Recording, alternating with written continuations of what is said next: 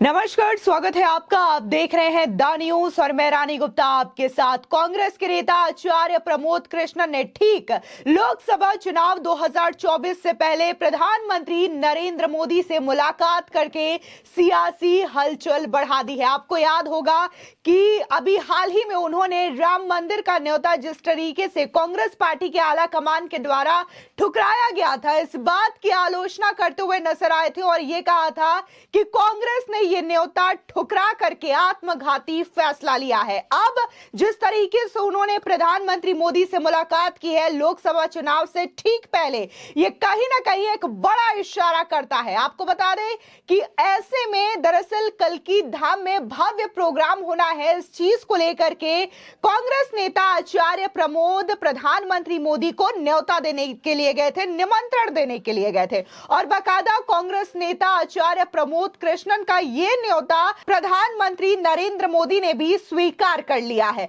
अब उनकी ये जो तस्वीरें हैं वो सोशल मीडिया पर काफी ज्यादा वायरल हो रही है और लगातार सोशल मीडिया पर कांग्रेस के नेता आचार्य प्रमोद कृष्णन ट्रेंड कर रहे हैं। लोगों का सवाल यह भी है कि जिस तरीके से वो लगातार कांग्रेस पार्टी की आलोचना कर रहे हैं, फिर चाहे वो राहुल गांधी की यात्रा को लेकर के हो, जिस तरीके से इंडिया अलायंस का गठन हुआ है और कांग्रेस पार्टी की जो भूमिका उसमें है, और साथ ही राम मंदिर का न्योता ठुकराना, इसको लेकर के तो वो काफी बार आलोचना कर चुके हैं।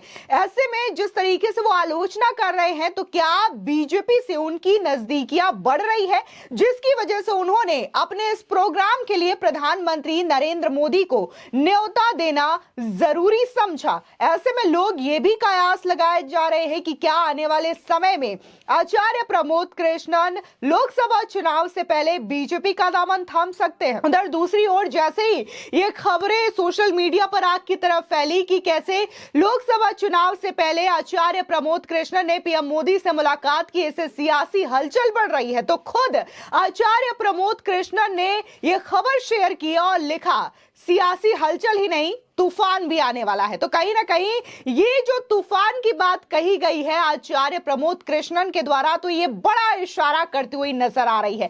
आपको बता दें कि कांग्रेस नेता आचार्य प्रमोद कृष्णन ने प्रधानमंत्री नरेंद्र मोदी से मुलाकात की है।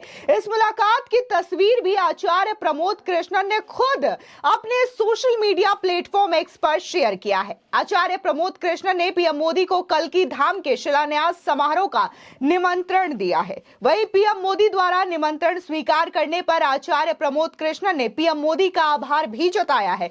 दरअसल आपको बता दें कि आचार्य प्रमोद कृष्णन ने सोशल मीडिया साइट एक्स पर 19 फरवरी को आयोजित श्री कल्की धाम के शिलान्यास समारोह में भारत के यशस्वी प्रधानमंत्री नरेंद्र मोदी को आमंत्रित करने का सौभाग्य प्राप्त हुआ।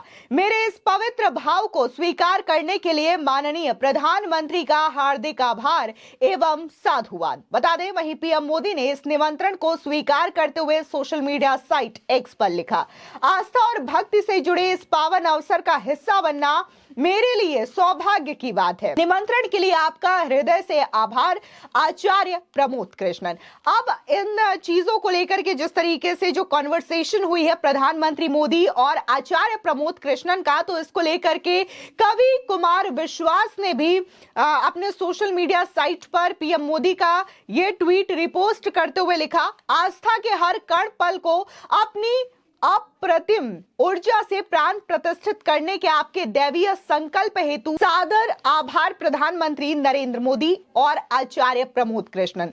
भारतीय संस्कृति, आध्यात्म व धर्म के प्रति आपकी निष्ठा ही कल्की धाम की श्री भूमिका बनी है। कलयुग में जब भी मेरे राघवेंद्र सरकार कल्की स्वरूप में पधारेंगे, उनके पुण्य आगमन के लिए पथ बुहारने का हेतु बनने के लिए आपको शुभकामनाएं।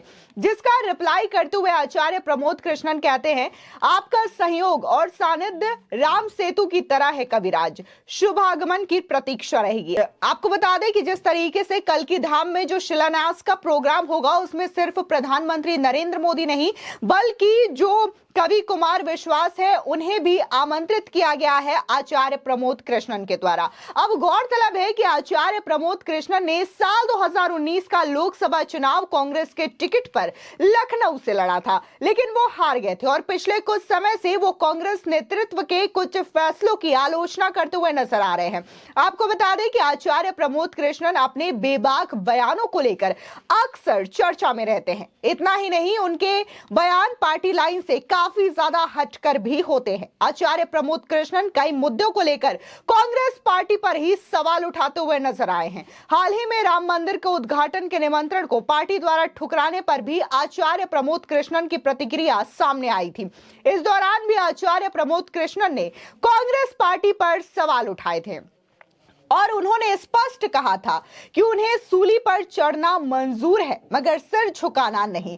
आपको बता दें, दरअसल उन्होंने सिर्फ न्योता ठुकराए जाने की आलोचना नहीं की थी राम मंदिर की, बकायदा जब कांग्रेस पार्टी के द्वारा यह न्योता ठुकरा दिया गया था, ठीक उसी क्षण देखने को मिला था कि आचार्य प्रमोद कृष्णन जो है अयोध्या के दौरे पर जाते हैं। ना सिर्फ वो रामलला का दर्शन करते हैं, हनुमानगढ़ी में भी दर्शन करते हैं, वहां के तमाम आचार्यों से मुलाकात करते हैं और वहां का जो प्राण प्रतिष्ठा का कार्यक्रम है उसके बारे में भी जानकारी लेते हैं। तो ये तमाम चीजें सामने आई थी और जिस तरीके से उन्होंने आलोचना की थी और इसका असर भी देखने को मिला था, क्योंकि जैसे ही कांग्रेस पार्टी के आला कमान जो सोनिया गांधी हैं और मल्लिकार्जुन खड़गे हैं, इनके द्वारा ये न्योता ठुकराया गया, तो इसके बाद सैकड़ों की तादाद में कांग्रेस के कई दिग्गज नेताओं ने पार्टी छोड़ी और उन्होंने या तो बीजेपी की सदस्यता ग्रहण कर ली या फिर किसी और पार्टी में वो शामिल हो गए। ये हाल न सिर्फ गुजरात का रहा, दिल्ली का रहा, बल्कि यूपी से लेकर के मध्य प्रदेश में यह सिलसिला जारी रहा, जहां पर